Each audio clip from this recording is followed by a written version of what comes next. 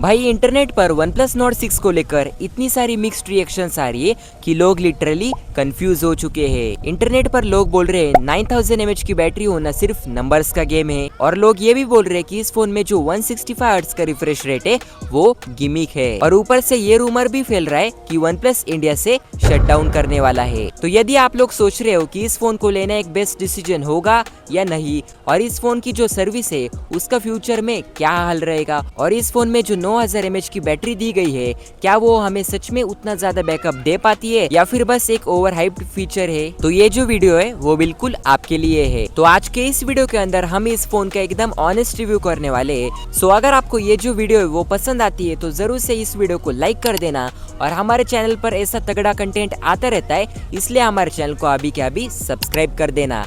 मेरा नाम साहिल है और स्वागत है आप लोगों का स्मार्ट टेक इनसाइट्स पर। लेकिन भाई एक ट्विस्ट है, OnePlus ने इस फोन के साथ कुछ ऐसे डिसीजंस लिए हैं जो आपको सरप्राइज भी कर सकते हैं और आपको कंफ्यूज भी कर सकते हैं कि इस फोन का जो कैमरा है उसे डाउनग्रेड क्यों किया गया है, और इस फोन के अंदर हमें 9000 mAh की इतनी बड़ी बैटरी मिलती है स्टिल इसकी जो चार्जिंग है वो हमें स्लो क्यों लग रही है। और सबसे बड़ा सवाल, ये जो OnePlus का Nord 6 है क्या इस फोन को लेना वर्थी डिसीजन रहेगा या बस इंटरनेट पर इस फोन के बारे में हाइप बिल्ड की जा रही है। तो इस वीडियो को एंड तक जरूर देखना, क्योंकि आज के इस वीडियो के अंदर मैं आप लोगों को बताऊंगा कि ये फोन किसे लेना चाहिए और किसे नहीं लेना चाहिए। First, pricing. तो इस फोन के जो दोनों ही वेरिएंट्स है दोनों में इस बार हमें 7000 का प्राइस हाइक देखने को मिल रहा है, और इस फोन का जो प्रेडिसेसर था मतलब OnePlus Nord 5 उसमें हमें 12GB रैम 512GB का वेरिएंट देखने को मिला था, लेकिन इस बार OnePlus Nord 6 में उस वेरिएंट को हटा दिया है। भाई एक चीज एकदम ऑनेस्टली बोल रहा हूँ, जो Nord सीरीज की प्राइसिंग है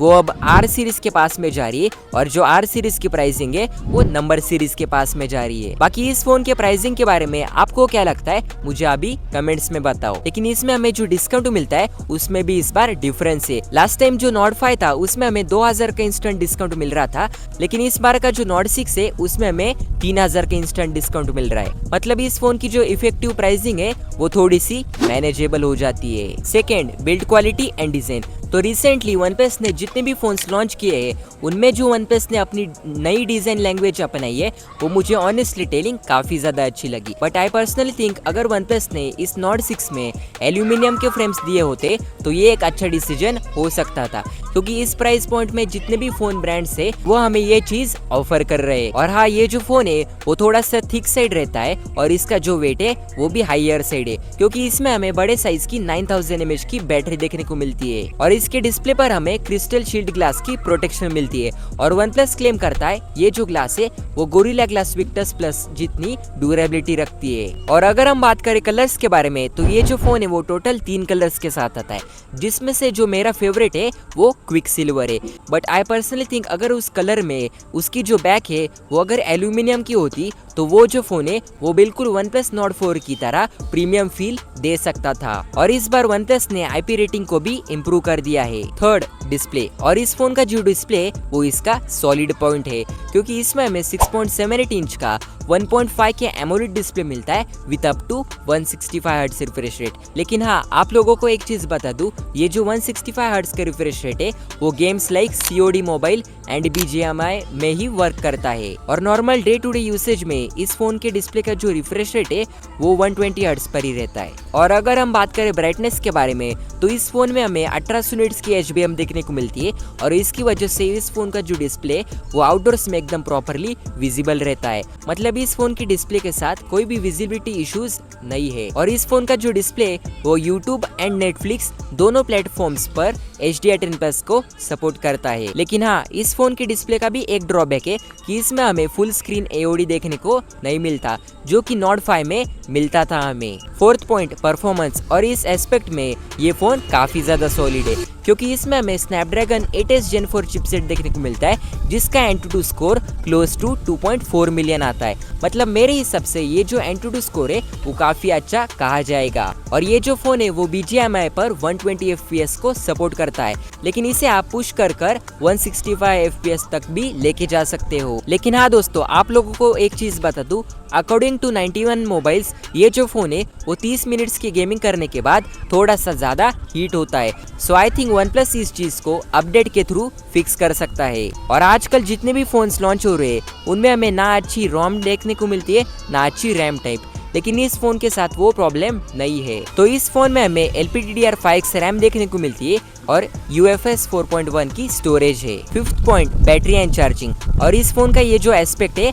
वो काफी ज्यादा सॉलिड निकल के आता है, क्योंकि इसमें हमें 9000 mAh की बड़ी सिलिकॉन कार्बाइड बैटरी देखने को मिलती है। और इतने बड़े बैटरी के साथ ये जो फोन है वो हमें इजीली 10-12 घंटे का स्क्रीन ऑन टाइम आराम से निकल कर देगा। मतलब भाई ये जो बैटरी बैकअप है वो नॉर्मल नहीं, इंसेन है। और इस फोन के बॉक्स के अंदर हमें 80 वॉट का सुपर वुक चार्जर मिलता है। बट आई पर्सनली थिंक इस फोन की जो बैटरी है वो इतनी बड़ी है, सो इसका जो चार्जर है वो कम से कम 100 वॉट का होना चाहिए था। और हाँ दोस्तों, इस फोन के अंदर हमें एक स्पेशल फीचर देखने को मिलता है जो कि है बाईपास चार्जिंग। मतलब इससे आप डायरेक्टली फोन को पावर दे सकते हो।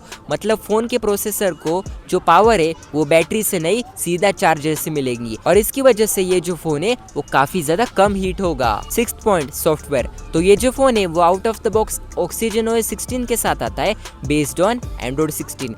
और वन प्लस ने इस फोन के साथ हमें 4 साल के मेजर एंड्रॉइड अपडेट्स प्रॉमिस किए हैं और 6 साल के सिक्योरिटी पैचेस, जो कि मेरे हिसाब से अच्छा नंबर है।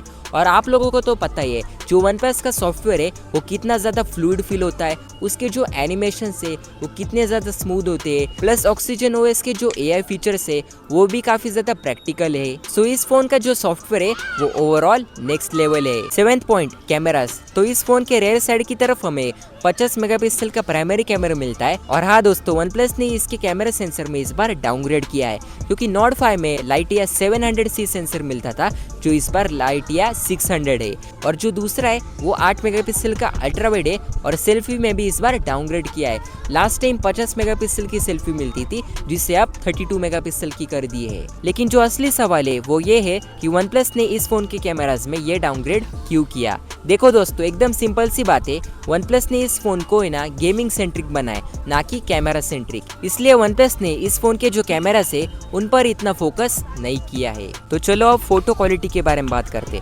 तो जब भी हम इस फोन से फोटोज लेते तो उन फोटोज में जो कलर्स आते वो काफी ज्यादा एक्यूरेट और नेचुरल रहते हैं। मतलब वन प्लस ने इस बार क्या किया है, हार्डवेयर वाइज डाउनग्रेड किया है, लेकिन सॉफ्टवेयर वाइज इस फोन के जो कैमराज है उन्हें अच्छा ऑप्टिमाइज किया है। और हाँ दोस्तों, इस फोन में हमें कोई भी टेलीफोटो लेंस देखने को नहीं मिलता, और इसका रीजन तो आपको पता ही है। और अगर हम बात करें वीडियो रिकॉर्डिंग के बारे में, तो इस फोन का जो रेयर कैमरा है उससे हम 4K @ 60 FPS पर वीडियो रिकॉर्ड कर सकते हैं। लेकिन जो इसका फ्रंट कैमरा है उसमें हमें 4K @ 30 FPS का सपोर्ट मिलता है। मेरे हिसाब से सेल्फी में भी 60 FPS का सपोर्ट होना चाहिए था। और इंटरनेट पर जो लोगों का सबसे बड़ा डाउट है वो ये है कि वन प्लस इंडिया में शटडाउन हो रहा है क्या। सो इस सवाल का एकदम सिंपल सा आंसर है नहीं, क्योंकि अगर वन प्लस को इंडिया में शटडाउन करना ही होता तो वो इतने सारे फोन्स नहीं लॉन्च करते। बस वन प्लस ने क्या किया है, इस बार इनकी जो स्ट्रेटेजी है उसे चेंज कर दिया है। मतलब ये लोग पहले ऑनलाइन और ऑफलाइन दोनों मोड्स में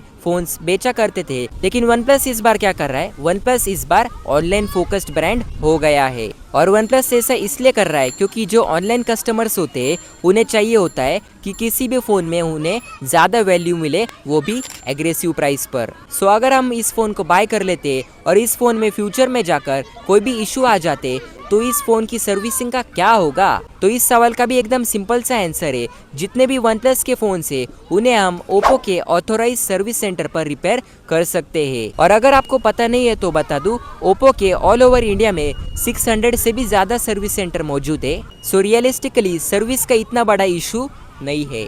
और हाँ दोस्तों, इस फोन में मैंने हीटिंग इशू नोटिस किया एंड वन प्लस इसे अपडेट के थ्रू फिक्स कर सकता है, बस ऑप्टिमाइजेशन की थोड़ी और नीड है। और हाँ दोस्तों, इस फोन की जो प्राइस है उसे मैं मैनेजेबल कहूंगा, क्योंकि 3000 की डिस्काउंट के बाद इस फोन की जो प्राइस है वो काफी ज्यादा रीजनेबल हो जाती है। सो फाइनल दोस्तों, आप कंक्लूजन पे आते तो ये जो वन प्लस का नोट 6 है वो उन लोगों को बाय करना चाहिए जिन्हें एक अच्छा डिस्प्ले चाहिए, अच्छी परफॉर्मेंस चाहिए, अच्छा सॉफ्टवेयर चाहिए, बिग बैटरी और चार्जिंग चाहिए। लेकिन हाँ दोस्तों, ये जो वन प्लस का नोट 6 है वो उन लोगों के लिए बिल्कुल भी नहीं बना है जिन्हें एक अच्छा कैमरा फोन चाहिए। सो गाइस, बस यही था इस वीडियो में। अगर आपको इस फोन के बारे में कोई भी डाउट होगा तो आप मुझे कमेंट सेक्शन में पूछ सकते हो। सो अगर आपको ये जो वीडियो है वो पसंद आई हो तो जरूर से इस वीडियो को लाइक कर देना, और अगर आपको हमारा कंटेंट अच्छा लगता है तो जरूर से हमारे चैनल को सब्सक्राइब कर देना। इतना ही था इस वीडियो में, मिलते हैं नेक्स्ट वीडियो में। फिलहाल के लिए बाय गाइस।